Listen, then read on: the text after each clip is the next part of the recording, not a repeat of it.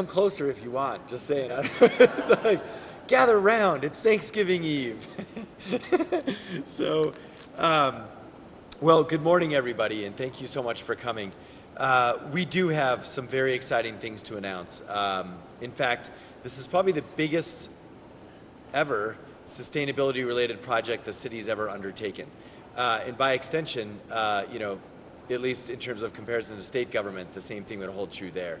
So we're going to hear all about that today, but first, I want to thank some folks who really helped put this together, because as folks know, we in our town, PNM is our sole provider and purveyor of electricity and so forth, and so we have to work together.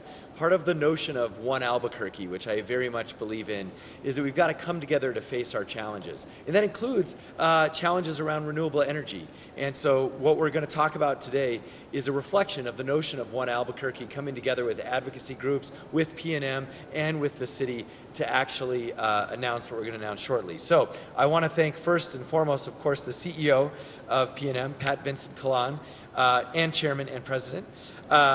And also Chris Olson, Senior Vice President for Utility Operations, Ron Darnell, Senior Vice President for Public Policy, and Tom Falgren, Vice President for Generation, and Stella Chen, Director for Pricing, and of course, Sherrick Roanhorse for Government Relations and Community Relations. Thank you to PNM for the ongoing dialogue and the productive relationship.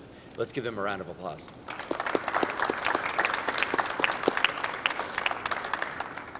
So folks might remember that when I became mayor and when I was running for mayor, I had a goal of trying to set up, depending on what words you want to use, a net zero electricity bill for the city. The city's electricity bill is actually 1.2 million each month. So we are a huge payer of electricity bills. And so we want to try and minimize that as best that we can.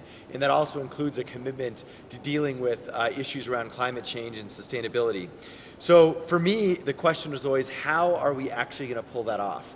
And so fortunately, we have a great team at the city who are going to be introduced later, as well as our Chief of Staff, Sunile Stewart, who worked with PNM to put together a plan to actually accomplish that goal.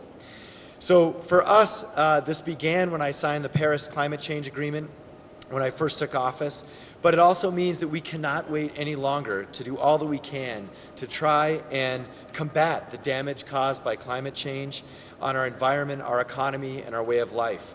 It also means taking concrete steps to reduce our carbon footprint and also put Albuquerque on a more sustainable path and reducing the cost of that very electricity bill. So for us, we've already taken steps as a city towards that path of sustainability.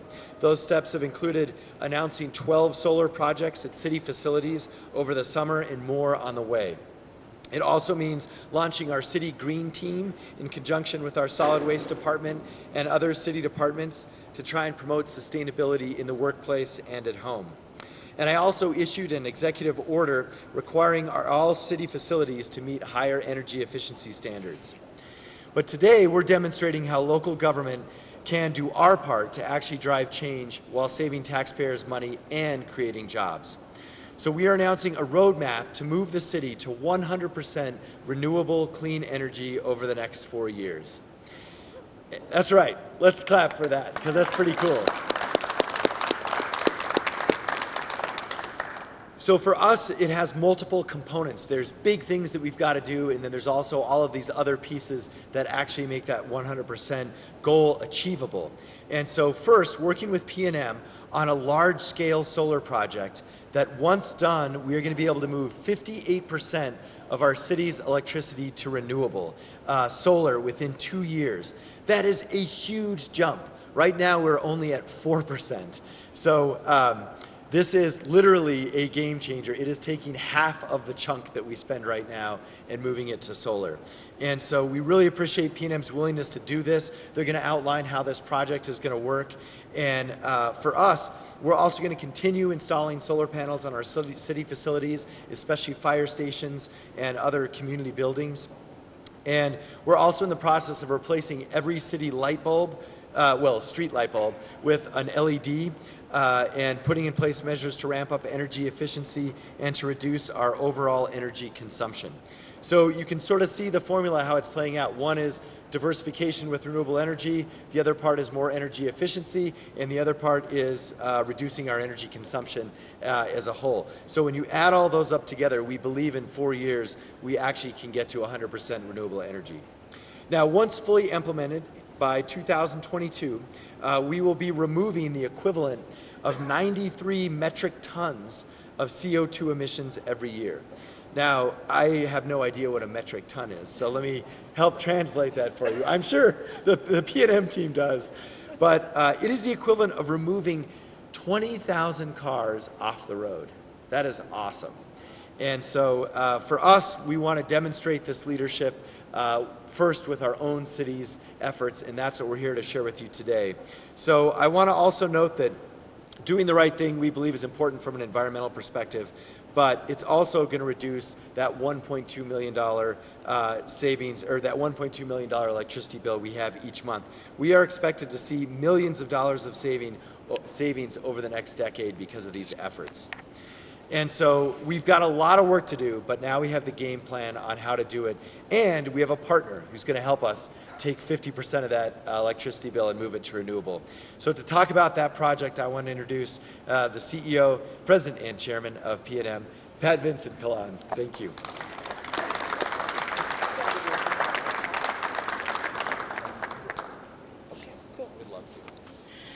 Thank you, Mayor, and thank you for your leadership, and thank you for making this collaboration possible. As the Mayor said, it's all about a teamwork, and there was a great team at the city that helped us on that. Sunile Stewart, the Mayor's Chief of Staff, Tony Goodalay, if I get that right, Tony, Energy and Sustainability Manager, and Saif Ismail, the Energy Specialist and Project Manager. Thank to you all. It was great working with you. The PNM team enjoyed it, so thank you very much. At PNM, we're looking forward to working closer with the city on this journey that they are undertaking as we all are transitioning to cleaner, more sustainable sources of energy. Together, I know we can develop new and innovative ways to take New Mexico to support growth and support our prosperity here in the state and position New Mexico and Albuquerque as the energy leaders that they are. So technology is driving rapid change in all sorts of hadn't had enough coffee this morning, all sorts of industries, but especially ours. And it gives us some really neat opportunities and also some challenges. We have opportunities to better serve our customers like the City of Albuquerque and integrate cleaner energy resources such as solar and wind, but it also makes sure that we have a challenge in terms of keeping the lights on 24/7 and keeping bills lower for our customers. And so all of this, I think, really creates opportunities for more collaboration like we have here in the city. The mayor came to us with his goals and his vision, and the PNM team got to work with the city's team, and we came up with a very, very unique solution. The result is called PNM Solar Direct. And solar energy from this initiative is going to support the goals that the mayor just outlined. It's going to significantly reduce carbon emissions from electricity generation, which is something we're committed to achieving at PNM. If you look at our integrated resource plan, we're going to be 50% emission-free by the end of 2023 and nearly 70% emission-free by 2032. So I'm going to go over how Solar Direct works. So the city is going to subscribe for 25 megawatts, which is half of the planned output of this new solar generating station, which is 50 megawatts. And 50 megawatts, to put it in perspective, powers about 16,000 homes a year. So we're also talking to other governmental, tribal, and business customers to be part of this program. And to be part of this program, they have to have an electricity load of 2.5 megawatts or greater. So there's no minimum requirement for a government or a tribal customer. So today, PNM is going to issue a request for proposals for this project, and the results will determine the ultimate cost for this project and the length of subscriptions that folks need to sign up for. It's also going to determine the location of this solar facility. So to take advantage of this new technology, by partnering with the city, we can build 50 megawatts. The city takes 25, and we have 25 left for other business and tribal and governments that have come to us and said, we'd like help on our solar program. So Mayor Keller, thank you for your leadership on this initiative. We look forward to continuing to work with you and others on a clean, bright future for Albuquerque and New Mexico. And now it's Thanksgiving, and they say it's better to give or receive, so I have a little present for you, Ray, if you would come help me here. Nice. Now, this is probably a little big for your desk, okay? But please accept this solar panel as a symbol of our collaboration for our clean energy future. And by the way, that 50 megawatt solar facility that I talked about is going to need 200,000 of these panels. So this is 1/200,000 of the solar farm. So Mayor, congratulations. Thank you. This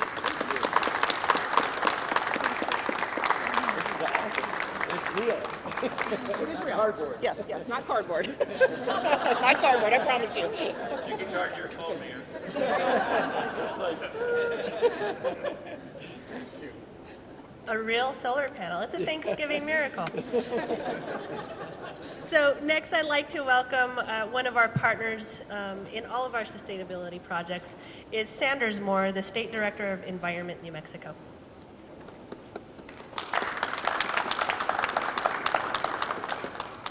Good morning, and I want to thank Mayor Keller and PNM for inviting me here today.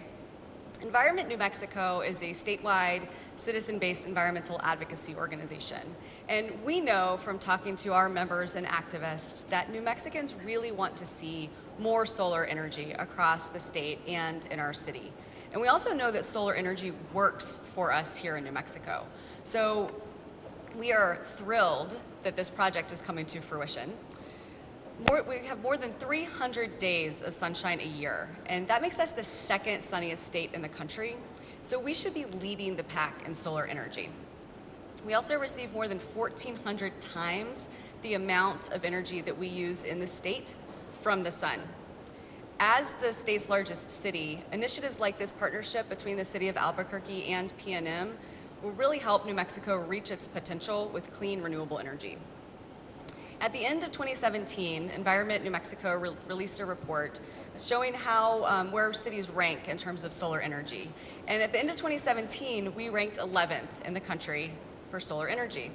But I'm confident with these projects coming online that Albuquerque is going to move up on that list and really be at the top of the list next year when we release this report and continue moving forward as all of these solar panels are installed.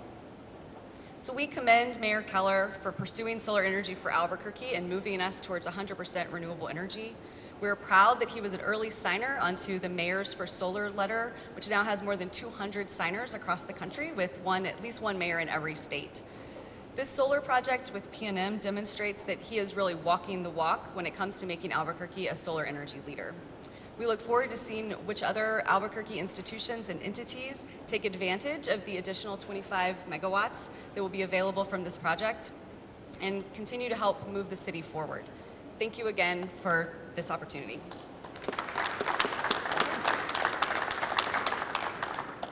Thank you, Sanders. And of course, another great partner of ours, Camilla Feibelman, the Director of Sierra Club Rio Grande Chapter. Let's welcome Camilla. Good morning, everybody, and thanks to both the city and PNM also for inviting me. This is very exciting. As Sanders said, individuals and companies throughout New Mexico are really concerned about the stark impacts of global climate change on our communities, whether that's drought here or fires that are just incredibly destructive in California, hurricanes in Puerto Rico, or typhoons in Asia. People really want to do their part. And so I thought I would just take a minute to tell you the story of my family's global warming summer. We signed up to go to the Girl Scout camp up in the Jemez that I had gone to every summer of my growing up, Rancho del Chaparral. And a few weeks before our family camp session, we got a call to say that because of forest fire danger, we wouldn't be able to go to camp. but that we could go to the camp up in Angel Fire, and that worked out well. But by the end of the weekend, the air was just filled with fire, smoke, I should say, from the fires up in Colorado. A week or two later, we were going to fly to the East Coast for a family reunion, and both on the way out and the way back, unprecedented massive thunderstorms caused our flights to be canceled. And when we got home, you might remember that hailstorm that hit Albuquerque in July. Well, our roof was destroyed, it failed, and the inside of our house was damaged so that we were outside of our house for 2 months. You know, so the science used to say, oh, you can't attribute any one weather or climate event to climate change. But some of the recent statistical studies show that there's actually nothing else that better explains extreme weather and climate events.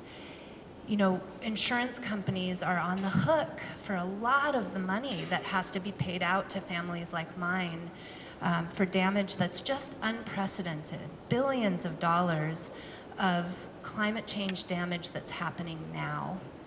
So the fact that the city and PNM are listening to companies and people like me say, we've got to do something now for our kids. My little guy is just 2 years old, and I know many of you have children and grandchildren, and you're wondering, what will things be like for them?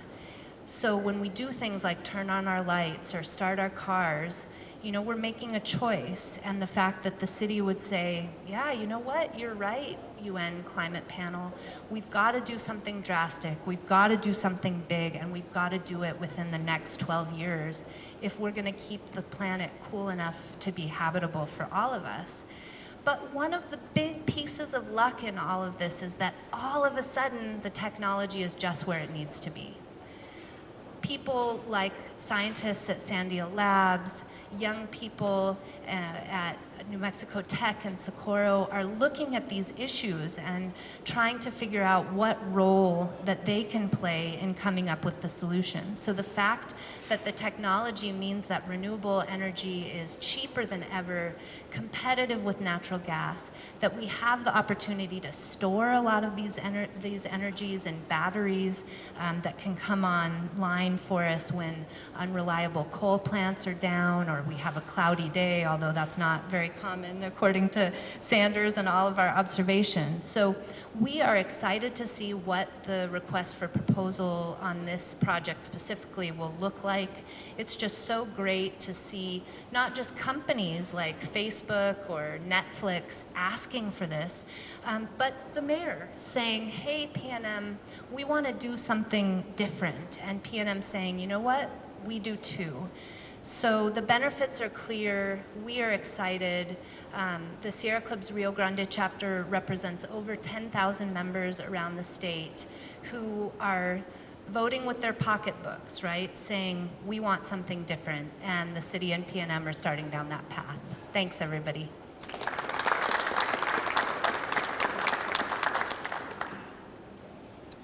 Okay, well, I want to thank you all for coming. I think what we'll do, if folks want to interview any of these folks after, we'll just take questions with any of the individuals that you'd like to. And thank you all for coming, and happy Thanksgiving.